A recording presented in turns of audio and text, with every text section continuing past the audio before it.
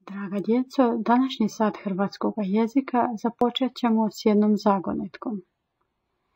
Pune su nas knjige, puna su nas štiva, bez nas abeceda ne bi bila živa. Znate li možda o čemu se radi? Što nas to asocira na knjige, štiva, abecedu? Evo male pomoći za one koji nisu sigurni. Mi smo slova, tako je. A čemu to služe slova? Evo jedne pjesme. Čemu služe slova? Pitala je sova. Slova služe da se riječi združe i da knjige razne ne ostanu prazne. Da po nekom redu stvore abecedu i da odmah zaposle olovku i kredu. A znate li vi, djeco, što je to abeceda? Abecede se razlikuju od jezika do jezika. Imaju drukčiji red slova, oblik i broj slova. Abeceda hrvatskog jezika je niz od 30 slova poredanih uvijek istim redom. Od 30 slova u hrvatskom jeziku, 27 ih se piše pomoću jednog znaka, a 3 pomoću 2.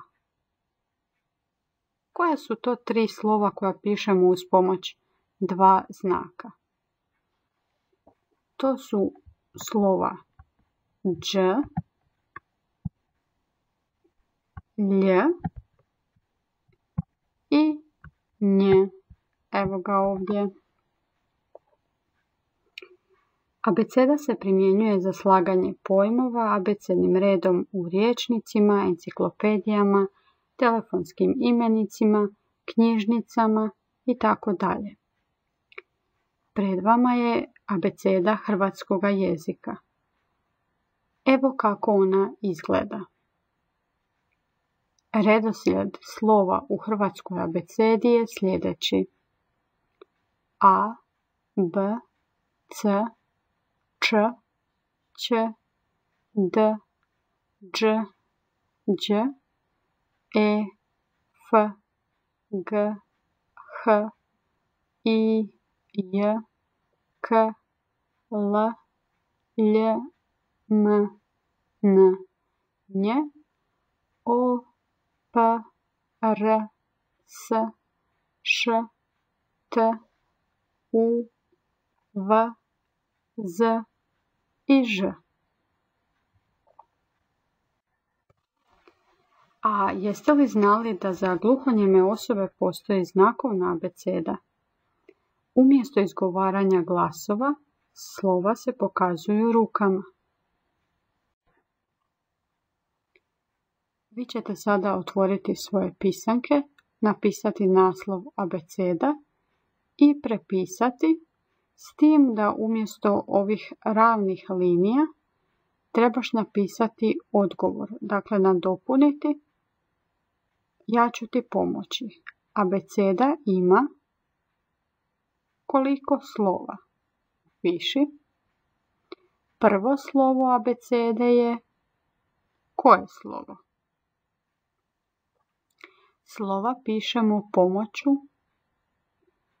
Jeste li pozorno pratili naš video? U njemu se pronalazi odgovor. Moje ime započinje slovom. Kojim slovom započinje tvoje ime? Primjerice, ja ću upisati slovo A jer se zovem Ana. A sada odaberite jedno slovo abecede. Jeste li se odlučili? Nacrtajte 3 predmeta koja započinju tim slovom, odnosno glasom. Evo, ja sam zamislila slovo A, pa ću nacrtati automobil i napisati avion i ananas.